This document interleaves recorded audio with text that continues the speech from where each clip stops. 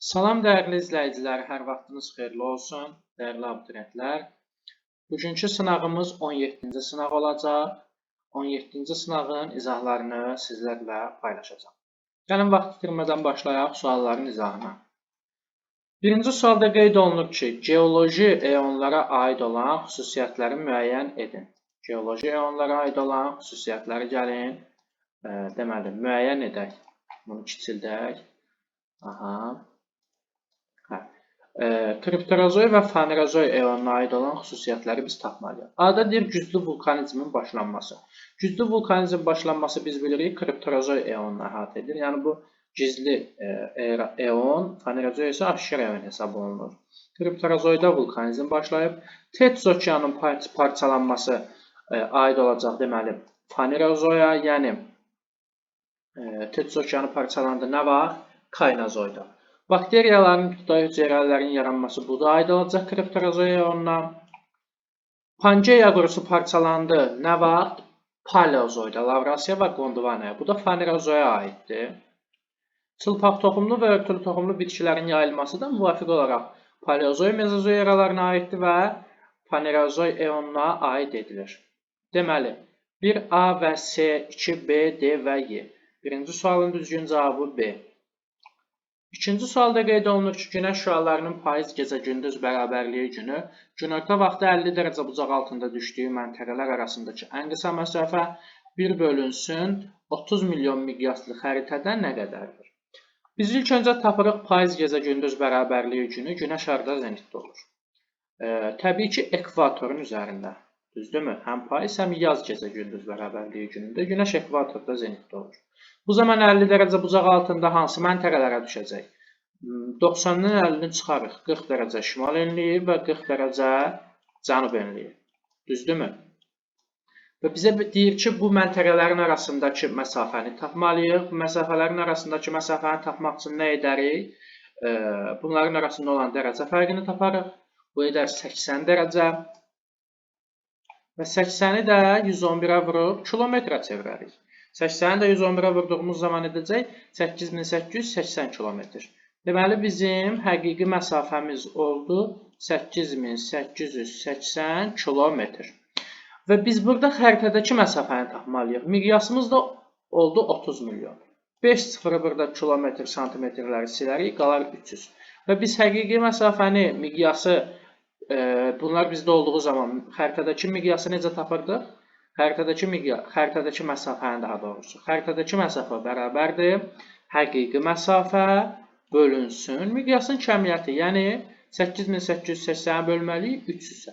8080-i də 300-ə böldüyümüz zaman ala bilərik. Daha doğrusu alacağıq 29,6 santimetr. Aydın oldu mu? Düzgün cavab ikinci sualda C. Rahat tipli suallardan biridir. İlk öncə günəşin düşmə uzağını tapırıq 50 dərəcə payız gecə-gündüz bərabərliyində. Daha sonra məntəqələr arasındakı məsafəni, həqiqi məsafəni tapırıq və miqyasa bölməklə həqiqi məsafəni tapırıq ki, 29,6 santimetrə bərabər. Uyğunluğu müəyyən edin. Mineral bulaqlara, baxın, bir qubadır və birə aid olacaq hansı? Xaltan. Xaltan cimi xaşı qubadadır. 2 aid olacaq, baxın, Qax inzibati rayonu və burada İlisu. 3 Şuşa, Şırlan turşusu, Şırlanı verir A. 4 Şahbuz, Dardağ, bəli, adamlı həmçinin. 5 Abşeron, Şıx Suraxanı, Şıxı verir. 1C, 2D, 3A, 4B, 5Y. Düzgün cavab 3-cü sualda A. 4-cü sualda qeyd olunur ki, ölkə əhalisinin sayı 2023-cü ildə 72,5 milyon nəfər olmuşdur. Ölkədə hər 1000 nəfərə doğulanların sayı 6 nəfər, ölənlərin sayı isə 2 nəfər olur. Gəlin məsələnin bu hissəsinə qədər olan verilənləri həll edək. Biz burada nəyi tapmalıyıq? Biz burada tapmalıyıq ki, il ərzində təbii artım nə qədər olur? 1000 nəfərə doğulan 6 nəfər, ölən 2 nəfərdirsə, doğulanla ölənin fərqini taparıq. Deməli, 1000 nəfərə 4 nəfər. Baxın, 1000 nəfərə təbii artım olacaq. Nə qədər? 4 nəfər tənasüb qurmalıyıq. Bəs 72,5 milyon nəfərə nə qədər olacaq? Yəni ölkədə il ərzində təbii artım nə qədər olacaq? Buna da x yazmalıyıq. Baxın, bu tənasüb şəklində həll edirik. 72,5 milyonu 4-ə vurub 1000-ə bölməliyik. X də bərabər olacaq 290.000. Deməli, ölkənin təbii artımı 1 il ərzində 290.000 nəfər olub. Daha sonra qeyd olunur ki, növbəti ildə ölkə əhalisinin sayı 72,7 milyon nəfərə çatmışdır. Deməli, bax, 1 il ərzində ölkə əhalisi 72,5 milyon, 72,7 milyon. Bunu çıxsaq qalar 200 min. Deməli, 200 min əhali nə olub? Çoxalıb. Bu müddət ərzində ölkədən gedənlərin sayını 1000 nəfərlə müəyyən edin. Aha. Baxın, təbii artım nə qədər oldu? 290 min insan çoxalıb, təbii artım olub. Lakin növbəti il əhalinin sayı deməli 200 min nəfər çoxalıb. 290 min nəfər təbii artım olub, amma əhalinin sayı 200 min çoxalıb. Deməli, bu 90 min nə olub? Ölkəni tərk edib. Aydındırmı? Ölkədən gedib. Bunlar emigrantlardır, ölkədən gedənlərdir. Və bizdən də məhz bu müddət ərzində ölkədən gedənlərin sayını soruşur. Və təbii ki, bu da olacaq 90 min nəfər. Aydın oldu mu? Biz birinci 72,5 milyon nəfər, yəni ölkədə təbii artımın nə qədər olduğunu tapırıq. Daha sonra baxın, növbəti ildə bizə əhalinin sayı verir. Biz bu illər ərzində əhalinin nə qədər çoxaldığını tapırıq. Baxın, 72,7 milyondan 72,5 milyonu çıxırıq. Baxırıq, 200 min nəfər. Lakin təbii artım 290 min nəfər idi. Deməli, bu 90 min nəfər insan nə edib? Ölkəni tərk edib, ölkədən gedib. Düzgün cavab D. 5-ci sualda qeyd olunur ki, doğru bəndləri müəyyən edin. Ekvatorial, il boyu isti və rütubətli, Avstraliya, Afrika. Avstraliyada ekvatorial yoxdur, yanlış. Subtropik yay isti quru qışı rütubətli Şimali Amerika, Avrasiya, bəli. Tropik səpəllə radiasiya olmaz, düz radiasiya olar, yanlış. Mülayim fəsillər aydın sesilir və alçaq təzyiq sahəsi yaranır. Bəli, Avrasiya, Şimali Amerikada, bəli, 4-də düzdür. Subarktik yağıntıların miqdarı çox deyil, azdır. Baxın, 5 də səhvdir. Deməli, 2 və 4 düzgün cavab olacaq A. 6-da qeyd olunur ki, xəritə sxemə əsasən Xanbulançay, Yenikənd, Arpaçay, Ceyranbatan su anbarlarının yerləşdiyi təbii vilayətləri müvafiq ardıcıllıqla müəyyən edin. Xanbulançay Lənkəran inzibati rayonunda yerləşir. Lənkəran vilayətində 5 ilə başlamalıyıq. Yenikənd su anbarı Kür üzərində, Kür çökəkliyi hövzəsində yerləşir. Baxın, 3 olacaq. Arpaçay Naxçıvanda 1 olacaq. Və Ceyranbatanda, deməli, Abşeranda. Bu da 4 olacaq. Böyük Qafqaz qalxmasında. 4, 5, 3 və 1, 4. Düzgün cavab 6-cı sualda E.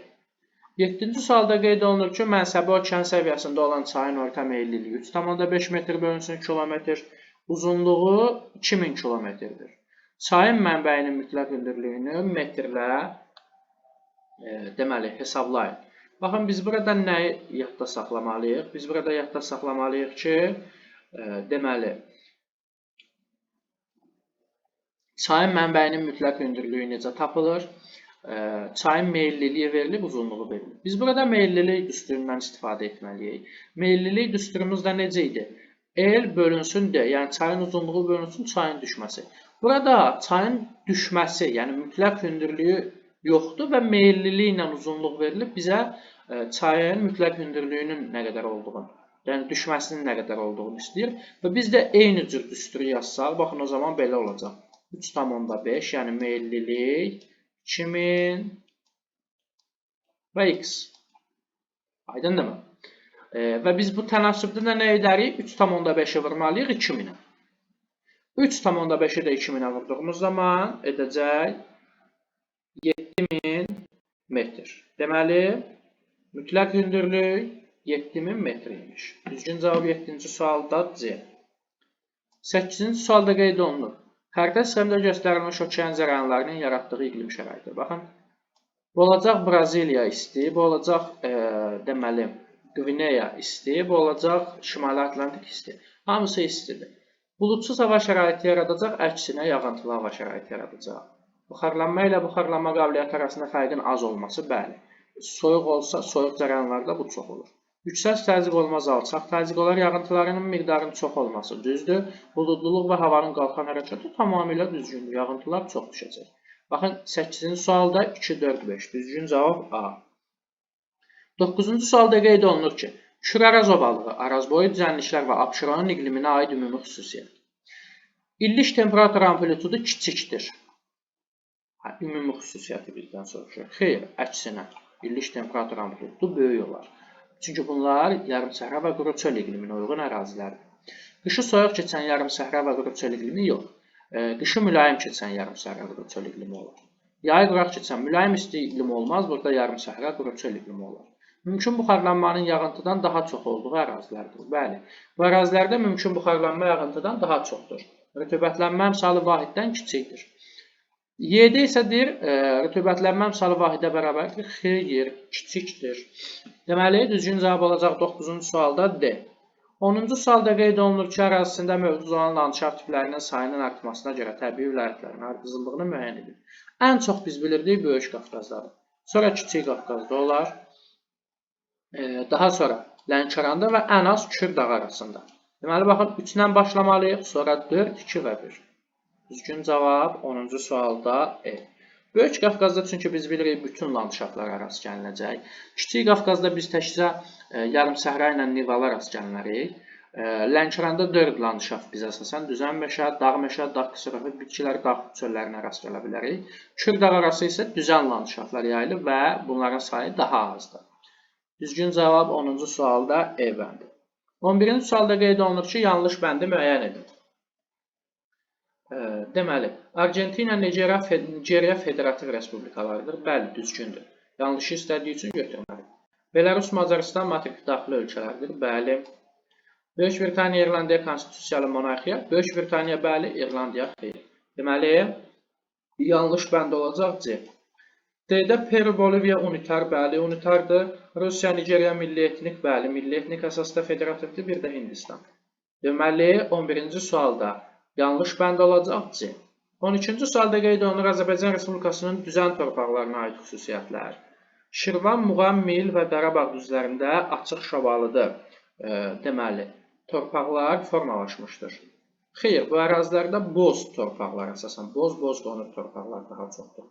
Naxçıvanın əraziboyu düzənliklərində boz torpaqlar formalaşmışdır. Bəli, baxın, 2 düzdür. Lənkəran ovalığı və Talış dağlarının ətəklərində boz qonur torpaqlara xeyr, əsasən bu ərazilərdə sarı torpaqlara rast gəlinir. Şollar, Düzü, Qanı, Xəriçay vadisi və Kürboyu ərazilərdə çəmən meşə torpaqlar yayılmışdır. Düzgündür. Abşeron yarımadasında Şərə və Dubat düzündə talalar şəklində şoran torpaqlara rast gəlinir. Bəli, bu da düz olar. 2, 4, 5, 12-ci sualın düzgün cavabı, yəni E. 13-cü sualda qeyd olunur. Aralıq dənizi sahilləri, Havay adaları və Krım yarımadasına aid olan ümumi xüsusiyyətlər. Təbii rekreasiya ehtiyatları ilə zəngin ərazilərdir. Bəli, elə baxın A variantı 13-cü sualın düzgün cavabı. B-də deyir, hidroenerji ehtiyatları çox olan çaylara malikdir. Xeyr, bu əsasən düzənli ərazilərdir. Hidroenerji ehtiyatları dağ çaylarında daha çox olar. Enliyarpaqlı meşələr təbii zonasında yerləşmirlər. Torpaq ehtiyatları ilə zəngin deyə bilmərik. QS-lərdən istifadə edilir qabarma elektrik stansiyalarından. Bu da uyğun olmaz. 13-cü sualın düzgün cavabı A. 14-cü sualda qeyd olunur. Qarabağ və Şirvan düzlərində yerləşən inzibati rayonların müvafiq olaraq müəyyən edin. Tərtər olacaq Qarabağda, Kürdəmir Şirvanda, Göyçay Şirvanda, Ağcabədi Qarabağda, Bərdə Qarabağda. Deməli, A, D, Y Qarabağda, yəni 1-ə götürməliyik. B və C, Kürdəmir və Göyçay isə Şirvanda. 14-cü sualın düzgün cavabı C. 15-ci sualda qeyd olunur uyğunluğu müəyyən edin. Azərbaycan, Qazaxıstan, Özbəkistana aid xüsusiyyətlər. Əhalisi türk dil qrupunun Qıpçaq qoluna aiddir. Bu aid olacaq Qazaxıstana. Qazaxıstanda Qıpçaqlardır əsasən. B. Sahəsinə görə ən böyük türk dövlətidir. Bu da Qazaxıstandır həmçinin. C. Əhalisinin çox hissəsi türk dil qrupunun Uyğur qoluna aiddir. Bunlar özbəklərdir təbii ki. Palçıq vulkanlarının sayına görə dünyada liderdir Azərbaycan. Ərazisinin çox hissəsi Amudərya və Sırdərya çayları arasında olacaq Özbəkistan. Fərqanə vadisində. Deməli, baxın, 1 olacaq A, daha doğrusu 1 olacaq D, 2 olacaq A, B, 3 olacaq C və Y. 15-ci sualın düzgün cavabı B. 16-cı sualda qeyd olunur ki, beynəlxalq iqtisadi əlaqələrin müvafiq olaraq ən yeni və ən qədim formalarını müəyyən edin. Yadda qalsın, beynəlxalq iqtisadi əlaqələrin ən yeni forması olacaq elmi-texniki əməkdaşlıq. Ən qədim forması isə olacaq ticarət, xarici ticarət. Yəni, düzgün cavab 16-cı sualda olacaq D. 17-ci sualda qeyd olunur ki, xəritə sxemdə ştrixlənmiş əraziləri müəyyən edir. Baxın, Şimali Amerikada bu əsasən çöllər zonasıdır. Həmçinin Cənubi Amerikada da çöllər zonasıdır. Pampa, çöl meşə çöl zonası. Görək hansı variantlar bunlara uyğun gələcək. Enlik tonallığının pozulması aydın müşahidə edilir. Uyğun olmaz. Yanar faydalı qazıntılar bu ərazilərdə yoxdur. Ot bitkiləri ağac bitkilərinə nisbətən bəli, çünki münbit ərazilərdir bu ərazilər. Tropik bitkilər xeyr, dünyanın əsas taxılçılıq bölgələridir və münbit qara torpaqlar bu ərazilərdə yayılmışdır. Çünki çöl və meşə çöllər bu ərazilərdə üstünlük təşkil edir. Yəni 3, 5 və 6. Düzgün cavab 17-ci sualda E. 18-ci sualda qeyd olunur ki, sxemdə təsvir olunmuşdur. Baxın, bərk suxurlar, yumşaq suxurlar və çay yatağı boyunca çay axır. Və yumşaq suxurların keçdiyi yerdən isə nə əmələ gəlir? Təbii ki, astanalar. 18-ci sualın düzgün cavabı A variantı. Burada baxın, bərk və yumşaq suxurlarının bir-birini əvəz etdiyi ərazilərdə əsasən sxemdə təsvir olunub ki, astanalar formalaşır. 19-cu sualda qeyd olunur ki, uyğun bəndləri müəyyən edin. Allüvial düzənliklər buzlaqların fəaliyyəti nəticəsində yaranır. Xeyr, belə bir şey yoxdur, yanlışdır. Allüvial düzənliklər əsasən çayların fəaliyyəti nəticəsində yaranacaq. Kiçik Qafqaz dağlarında maqmatik suxurlar üstünlük təşkil edir. Bəli, məhz bunun üçün də bu ərazilərdə filiz faydalı qazıntılar üstünlük təşkil edir. Şah dağ silsiləsində morenlər geniş yayılmışdır. Şah dağ silsiləsində morenlər yox. Şah dağ silsiləsində biz buzlaq relyef formalarının geniş yayıldığını qeyd etmirik. Onun üçün bunu götürməliyik.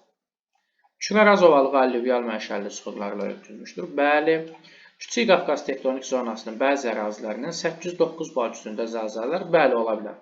Gəncəbasar zonasında, şimal hissələrində Kiçik Qafqazın. 2, 4 və 5 düzgün cavab C variantı olacaq 19-cu sualda. 20-ci sualda qeyd olunur ki, exolotdan okean dibinə göndərilmiş siqnal 6 saniyə ərzində geri qayıdarsa dərinliyi müəyyən edin. Deməli, biz burada nə etməliyik düsturumuza əsasən? Verilən 6 saniyəni vurmalıyıq. 1 saniyəyə getdiyi yola, yəni 1500-ə və bölməliyik 2-yə. Və yaxud 6-nı birbaşa 2-yə bölüb 3, 1500-ə də vurmaq olar. Bu da edəcək 4500 metr. 20-ci sualın düzgün cavabı A. 21-ci sualda qeyd olunur ki, hava nəqliyyatında yük daşımalara görə fərqlənən regionlar. Hava nəqliyyatında yük daşımalara görə fərqlənən regionlar daha çox yüksək inkişaf etmiş ərazilərdir. Və bu varianta biz Şimali Amerikanı və Qərbi Avropanı götürməliyik. Düzgün cavab 21-ci sualda C. 22-ci sualda qeyd olunur ki, inkişaf etməkdə olan ölkələrə aid xüsusiyyətləri müəyyən edin. Baxın. Birdə qeyd olunur ki, təsərrüfatın ərazi quruluşu əsasən monosentrikdir. Bəli, monosentrikdir, yəni tək mərkəzli.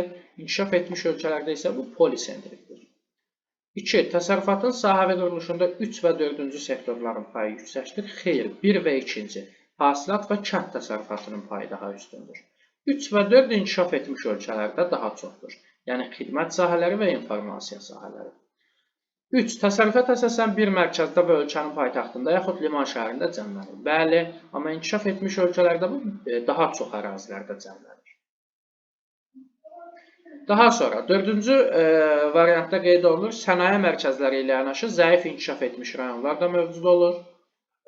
Sənaye mərkəzləri ilə yanaşı, bəli, zəif inkişaf etmiş rayonlar da mövcud olur. Bu da həmçinin aiddir inkişaf etməkdə olan ölkələrə. Elektrik enerjisi istehsalı yüksəkdir. Belə bir şey deyə bilmərik. Ərazilərində köhnə, tənəzzülə uğramış sənaye rayonları, bu da əsasən inkişaf etmiş ölkələrə aid olan xüsusiyyətlərdir. Deməli, inkişaf etməkdə olan ölkələrə aid olan xüsusiyyətlər olacaq. 1, 3 və 4, yəni D variantı 22-ci sualın düzgün cavabı. Gəlin indi keçək, qapalı tipli sualları yekunlaşdırdıq, açıq tipli sualların izahını. 23-də qeyd olunur ki, temperaturu 30 dərəcə olan 5 metr-kub havada nisbi rütubəti 75% olarsa, 45% olarsa, havada olan su buxarının miqdarını hesablayın. Həmçinin qeyd olunur ki, 30 dərəcə temperaturda 1 metr-kub havada maksimum 30 qram su buxarı ola bilər. Biz 30 dərəcədə 5 metr kub havada nə qədər nisbi rütubətin olduğunu gəlin tapaq. Daha doğrusu 45% olarsa, havada olan su buxarının miqdarını tapaq. Baxın, 30 dərəcədə 30 qram su var və 5 metr kubda. 1 metr kubda 30 qramdırsa, 5 metr kubda nə olar? Vurarıq 30 qramı 5-ə. Bu edər 150 qram, düzdürmü? Deməli, 150 qram olacaq 100%. Bizdə nisbi rütubətin nə qədər olduğunu qeyd edirik. 45%. Və x yazmaqla biz bu şəkildə havada olan su buxarının miqdarını tapa bilərik. X bərabərdir 150 vurulsun 45 bölünsün 100. Buradan da biz taparıq 67,5 qram. Deməli, 23-cü sualın düzgün cavabı olacaq 67,5 qram və izahını da qeyd etdim. 24-cü sualda qeyd olunur ki, Milmuğan və Şirvanşəhərlərin iqtisadi rayonlarına aid ümumi xüsusiyyətlər. Turizm ehtiyatları bu ərazilərdə geniş olmaz. Yarım səhra ərazilərdə onun üçün bir uyğun olmaz. Neft-qaz hasilatı ixtisaslaşmış sənaye sahələri olmaz. Ərazilərindən ölkə əhəmiyyətli dəmir və avtomobil yolları bəli keçəcək. 2 tektonik zonada, xeyr, 1 tektonik zonada olacaq. Bunlar kür tektonik çökməsində. Xarici ölkə ilə hər ikisi, İran İslam Respublikası ilə sərhəddir. Düzgün cavab onun üçün 24-cü sualda 3 və 5. 25-ci sualda qeyd olunur ki, xəritə sxemi əsasən əkinçiliyin inkişafı üçün əlverişsiz təbii şəraitə malik əraziləri müəyyən edir. Bir Avstraliyanın mərkəzi səhra əraziləridir. Bəli, bir uyğun olacaq, götürməliyik. 2. Böyük Çin düzənliyi xeyr, əlverişli mümbit ərazilərdir. 3. Sibir bölgəsi, bəli, əlverişsizdir, götürməliyik. 4. Braziliya ekvatorial ərazilər, bəli, əlverişsizdir, götürməliyik. Baxın, 5 çöllərdir. Çöl zonasıdır. Qara torpaqlar yayılır, götürməliyik. Həmçinin 6 da Şərqi Avropa düzənliyi mümbit ərazilərdir, götürməliyik. Deməli, düzgün cavab olacaq. Əlverişsiz ərazilər olacaq 1, 3 və 4-cü məntəqələrdə. 26-cı sualda qeyd olunur, su ehtiyatlarına nəzarət zəminində baş verən ölkələr arasında münaqişə baş vermişdir. Aha. Baxın, bu münaqişələr əsasən Afrika ölkələrində qeydə alınır. Senegal, Mavritaniya, baxın, məsəl üçün olacaq. ABŞ, Kanada olmaz. Hindistan, Pakistan olacaq. Sudan, Misir arasında da olacaq. Nil çayı üzərində. Belarus, Polşa olmaz. İraq, Suriyada təbii ki, məlum məsələdir, olacaq. 1, 3, 4, 6 olacaq. 26-cı sualın düzgün cavabı. 27-ci sualda qeyd olunur, keyfiyyət fonu üsulu, izoxətlər üsulu, areal üsulu uyğunluğu müəyyən edir. Baxaq. Coğrafi obyektlərin kəmiyyət göstəriciləri ifadə olunur. Fiziki xəritələrdə dağlar, yüksəklər, yaylalar bu üsulu. Aha, baxın, bu olacaq keyfiyyət fonu üsulu. Təbii zonalar, landşaftlar, bitki və heyvan növlərinin yayıldığı ərazilər olacaq areal üsulunda. Havanın temperaturu, təzyiqi, yağıntıların paylanması, bəli, bu da olacaq izoxətlər üsulunda. İzoxətlər şəklində. İzotermlər, izobarlar, izogietlər və s. Müvafiq olaraq D-də deyildiyi kimi. Deməli, 27-ci sualda olacaq 1B, 2A, 2D daha doğrusu və 3C. Açıq tipli sualları da yekunlaşdırdıq və gəlin keçək situasiya tipli tapşırıqların izahına. Deməli, qeyd olunur ki, ərzaq çatışmazlığı problemi təbii, iqtisadi və siyasi amillərin təsiri ilə baş vermişdir. Hal-hazırda təbii resursların azalması və ətraf mühitin çirklənməsi, iqlim dəyişkənliyinin yaratdığı kəskin hava şəraiti, siyasi konfliktlər insanların qidası üçün zəruri olan məhsulların istehsalına mane olur. Qeyd edilən amillərlə yanaşı bəzi ölkələrin keçmiş müstəmləkə siyasətinə məruz qalması onlarda bu problemi yaradan əsas səbəblərdən biridir. Və 28-ci tapşırıqda qeyd olunur. Mətndə əsasən ərzaq çatışmazlığına birbaşa təsir edən kataklizmləri müəyyən edib yazın. Kataklizm nə idi? Böyük fəlakətli təbii hadisələr. Baxın, ərzaq çatışmazlığına təsir edən ən böyük səbəblər olacaq. Daşqın hadisələri ola bilər, sel hadisələri ola bilər, quraqlıq hadisələri ola bilər, ən böyük amillərdən biri. Bunlar əsasən ərzaq çatışmazlığına deməli, səbəb olur. 3 nümunə qeyd etdik. Keçək 29-cu suala. 29-cu sualda qeyd olunur ki, cədvəldə verilmiş nümunələrin mətndə verilmiş amillərə əsasən qruplaşdırın. Yəni, baxın, bir burada aid idi Təbii, 2 isə iqtisadi, siyasi. Baxın, üzərindən yazılır. 1 təbii amil, 2 iqtisadi, siyasi amil.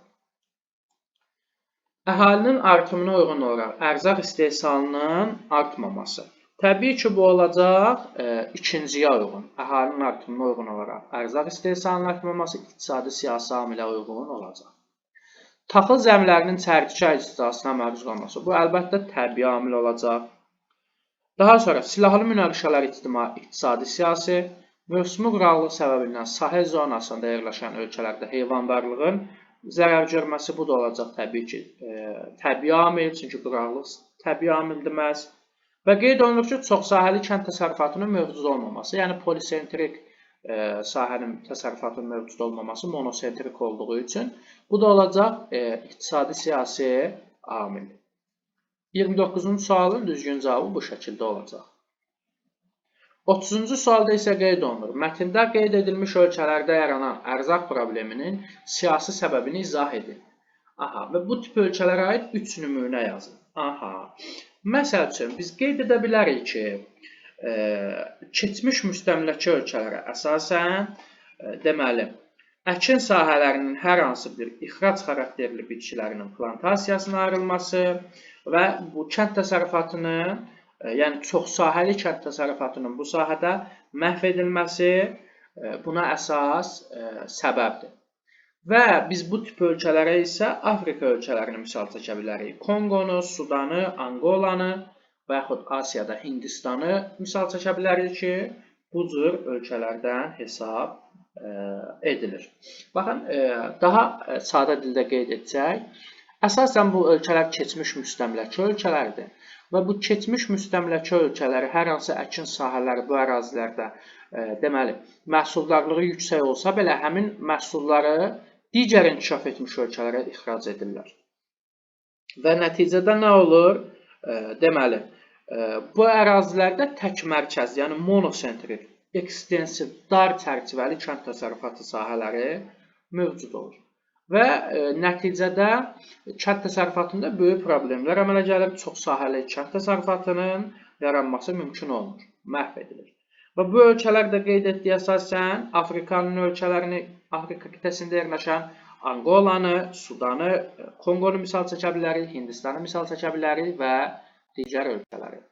Beləliklə, 17-ci sınağın da sonuna çatdıq. Növbəti sınağımız olacaq 18-ci sınaq. Növbəti videomuzu növbəti gün kanalımıza yükləyəcəyik.